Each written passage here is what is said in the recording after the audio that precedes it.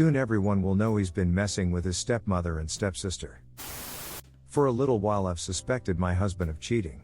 I didn't have any justification for thinking or feeling this way, but I couldn't stop having this gut feeling that something was wrong. So I decided to keep a closer eye on him, and I still found nothing. And for a long time I was angry with myself for suspecting him and for invading his privacy. We went to marriage counseling and I apologized for breaking his trust in me, and for a little while all was well. I can't believe I apologized to that lying sack of poop. But that wretched feeling never went away.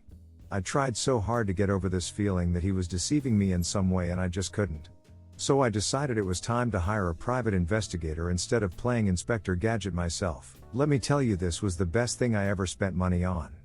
Within a month the PI was able to confirm my suspicions, but it was a shock to find out that it was his stepsister and his stepmother.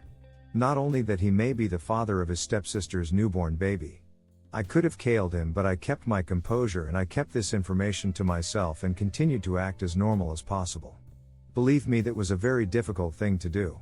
I slowly started detaching from him and even moved into our spare bedroom, and we continued to drift apart. I moved out, got a new job and started saving money for our divorce.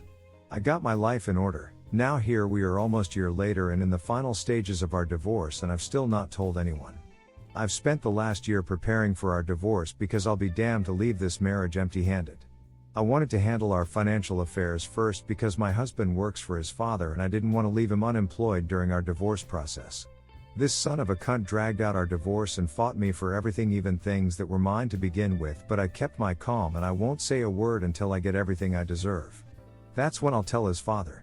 And his father is not a man to be messed with. I've been assured the check will clear in 3 days or less, and it's over for Robert, cause as soon as that money hits my account, his mother, stepmother, stepsister, brother-in-law and father will receive a beautifully written email with pictures and videos of what he has been up to. His dad will tear him apart. Count your days, Robert. Edit 1. I got my money. Time to send it. Edit 2. His stepmother and stepsister do not know about each other. I don't know how long he has been sexually involved with them, but I do know it started in adulthood for all involved. Update post. Can't seem to access my original account. So here I am. Let's clear some things up. When Robert's father remarried, Robert was already a 30-year-old man. So no, he wasn't sexually groomed. And his stepsister was 31 when she met him. Again, no one here is being sexually abused. All involved were already well into adulthood when meeting and when they started to duck around. As for the money, well honey, that's money he owed me but was being a DCK about giving it back. I invested in his business ventures and he refused to pay me my share. And that's not poop I was willing to let slide. You can't get a broke man to pay his debt. So duck, yes, I wasn't going to let him be unemployed during our divorce. The aftermath. I sent the email as soon as I saw the money had hit my account. The first to call me was Robert and I picked up. First words out of his mouth was, "You evil ass bitch." I replied with, "Your mama." And I ended the call. The second person to call me is stepsister's husband. He was just heartbroken. He asked me a ton of questions and he asked for my divorce lawyer's information. We also discussed him getting a DNA test for all their kids. Through brother-in-law I found out that there was a all-out war between stepmother and father-in-law. He tried to kick her out, but she locked herself up in the bedroom.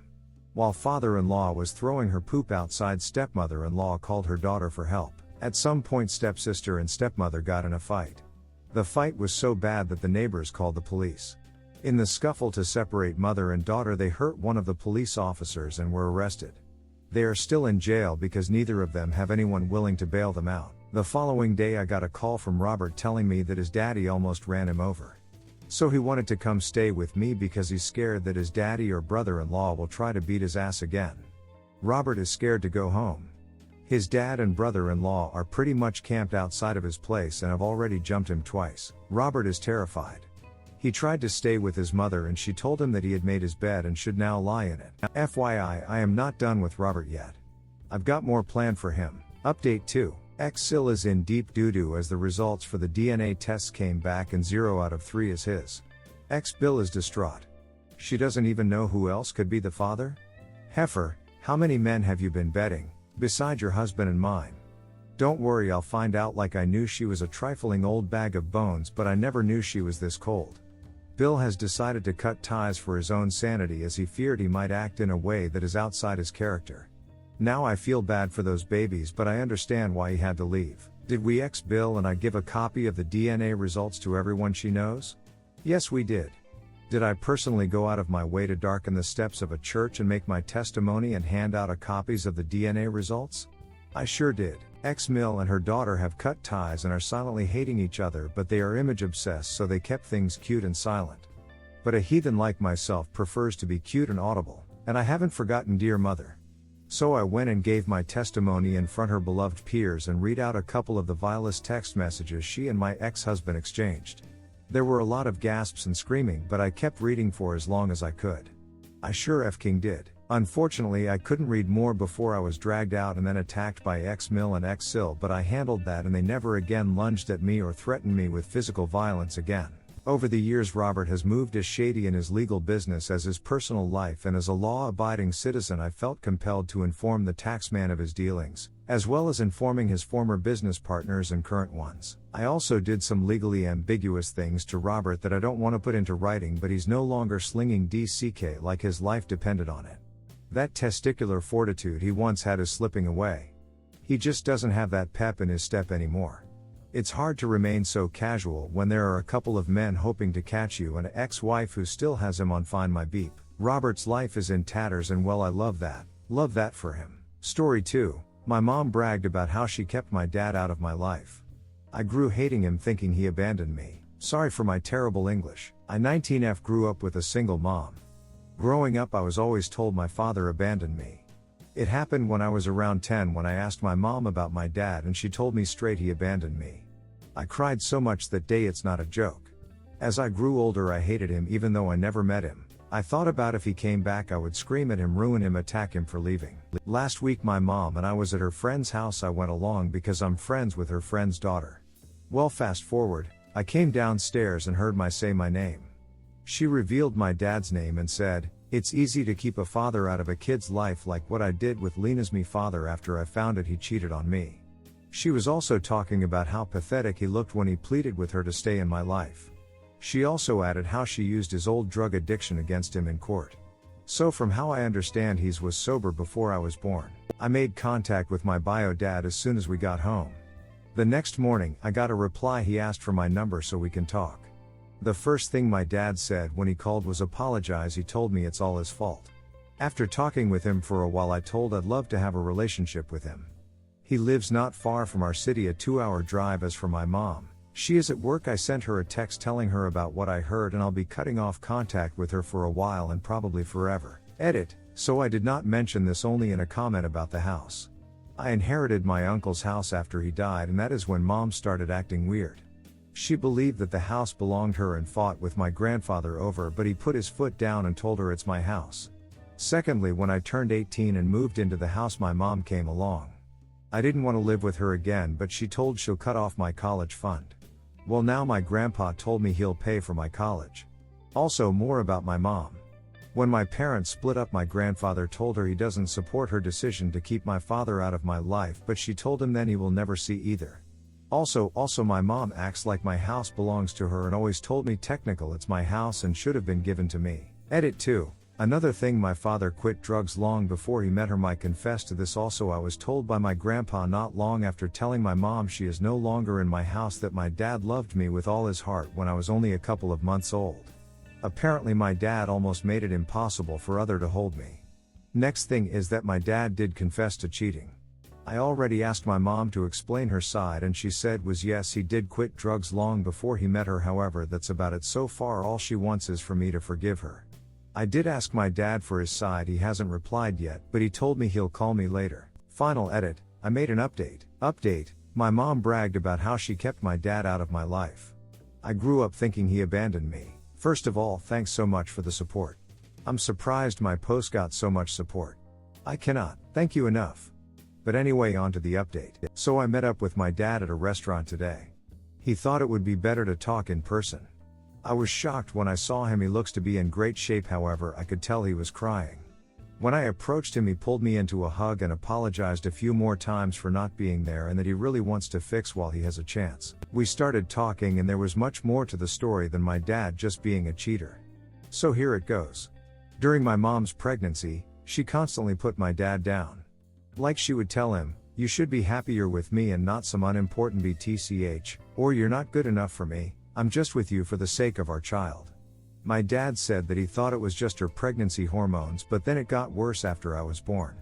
Her ego was through the roof, but what really took the cake was when I said, "It's such shame my daughter will probably grow up to be a failure like her father."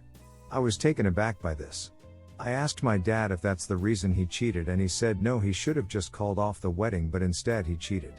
He apologized a few more times and told me he loves me and that he never forgot about me, and that when I texted him for the first time he couldn't believe it was me until he saw my profile picture. We both cried for a while until our breakfast arrived. Now on to my mom.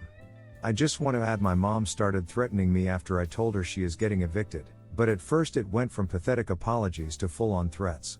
She told she'll ruin me if I abandon her, make sure I lose everything. Anyways, after speaking to my dad, I wanted to see if my mom will confirm it. And she did, no shame. She admitted it like it was a ducking achievement with no remorse, may I add.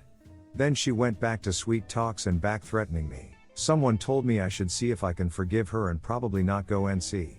After today I doubt I want anything to do with her. I also think she's the one who told all my ex-boyfriends that they're not good enough because they all broke up with me shortly after meeting her without any explanation. I'm done with her. My grandpa told me he'll help me with the eviction and possibly a restraining due to the threats.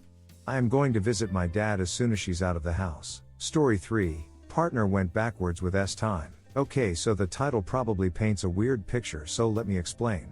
When my partner and I got together, the S-time was like nothing I've ever experienced. I had been married for almost 10 years and I had no idea S-time could really be like this. I won't go into detail, but let's just say I thought, wow, I thought this poop only happens on Pornhub many times. She was a freak. And I ducking loved it. S-time multiple times a day. All different kinds.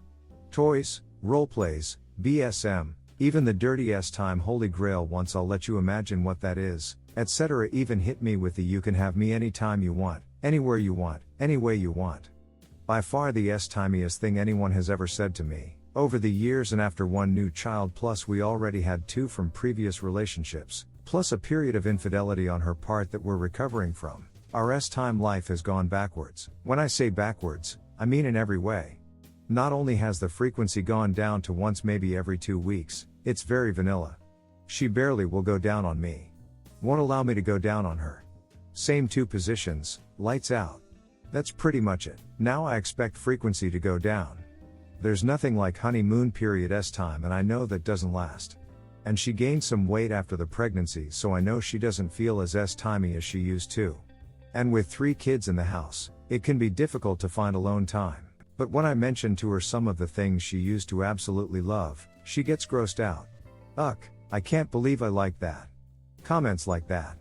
Just the idea of doing something she enthusiastically engaged in years ago grosses her out.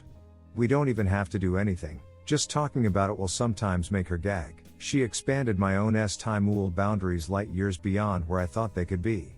And then she shrank her own boundaries, so now I'm sitting here fantasizing about back then. She loved when I would take videos of her doing things, and sometimes I watch them and just wish we could get back to even some of that. This S-time withdrawal WTF to call it started right after the birth of our child 4 years ago. She cheated over a year ago, emotional affair, although I suspect there might be more but no way to be certain. I try to make her feel S-timey. I compliment her, do nice things for her, let her sleep in every weekend and every day off I have, random breakfast in bed, random flowers, house cleaning and cooking on the weekend or when I'm home so she has less to stress about. I feel badly because I don't know if it's anything she can control. But now that I've had that, I want so much more. Right now I'm trying to be sympathetic and communicate with her about what I'm thinking. But I'm worried if this goes on much longer, I'm going to become bitter and I don't want that. Edit, thank you for the advice, everyone. Just to clarify a few things. She's definitely not cheating on me now. The affair ended a little over a year ago, but this S-time withdrawal has been going on since the birth of our daughter 4 years ago, so I don't think the 2 are connected. Many of you have mentioned breaking up because of the infidelity, but it's a complicated thing. She had some mental health issues that went untreated and flared up during COVID, and I decided to give her a chance to make things right.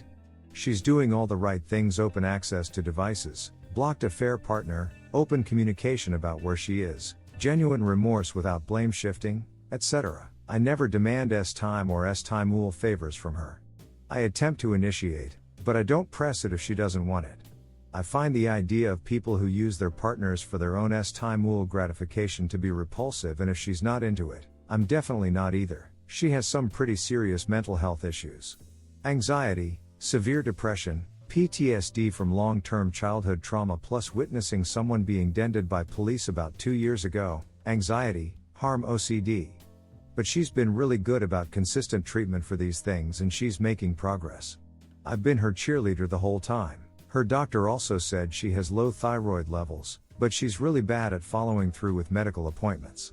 I keep telling her that endocrine is a core body system and getting treatment for that will improve virtually every aspect of her life: weight, energy, mood, joints, etc. But so far she hasn't contacted the endocrinologist. I have zero expectations that things go all the way back to the way they were Pornhub level. I just want a little more than vanilla S-time, that's all. After what we used to do, lights out 2 positions, no foreplay, S-time is just boring. And I love her dearly, so I hate to say that. Story 4. I discovered something about my 2 best friends and now I don't know whether I can trust them anymore. I 18F have been best friends with Caitlin 18F and Samantha 18F for about 2 years now, fake names obviously. I met Caitlin in my chemistry class and met Samantha through Caitlin after going through quite a bad breakdown with a friend group I was previously a part of. The breakdown with the friend group was because they found out I am gay. They started making up horrible rumors about me and tormenting me, which caused me to develop quite severe depression and anxiety. Rumors such as me cheating on my girlfriend at the time, that I was faking it for attention, etc. Caitlin and Samantha helped me through this and really helped me to come out of my shell and not to get dark, are probably the reason that I am still alive today. We actually had a lot in common as we all had a passion for swimming and would go out to the pool together often, and we still do to this day. The pool visits would always spark conversation between the 3 of us that we wouldn't usually have at school and helped us get to know each other more. Recently the topic of my old friend group came up, mostly talking about a girl, Mary fake name, the one who outed me as gay and started all the rumors. Caitlin and Samantha told me that originally when we started being friends they actually didn't like me and were faking their friendship with me so that they could get info on me to report back to Mary. They said they don't do this anymore after they found out how much we had in common. I played it off as if it wasn't a big deal, but I can't shake the thought that for so long they were just faking. Do they still do this and this is their subtle way of telling me? I find it incredibly hard to trust them now that I know this information. We are out of school now and I have plenty of other friends, so do I just cut them off? I need help with this. I am truly lost on what to do here. Update. Thank you all for your kind words. To answer the most asked question, no, they never apologized. They just told me about it and moved on to the next conversation. After thinking a lot about this, I have decided to take a step back from them. I am about to go off to college, so are they, but they're going to a different one, so I will definitely find new friends who have similar passions to me. P.S. I've never used Reddit before and I made an account just to post this after seeing stuff about it on YouTube. I didn't expect everyone on here to be so kind to a stranger on the internet. Again, thank you all for the advice. Redditors' reactions. Redditor 1. The reason you can't shake that thought is they destroyed your trust. You have to let them know that regardless of how it turned out, you have major trust issues with them and you need to reevaluate your friendship. Good people don't do what they did. Redditor 2. Sounds like a very poopy thing to do on their part. I would keep my distance from now on. I think personally I would stop trusting them, and that would duck up the friendship for me. Maybe they served their purpose in your life, which was to help you through at the time. You don't need them anymore. Op answer. Never thought of it like that. How they served their purpose in my life and now it's time to move on. Thank you for the reply. Redditor 3. I think the issue here is there was literally no need to mention this on their part. If that was their initial intention, it's messed up, but if they had a change of heart and actually enjoyed your friendship, as a true friend they should have kept this to themselves and continued having a normal friendship with you. This separates them from being true friends.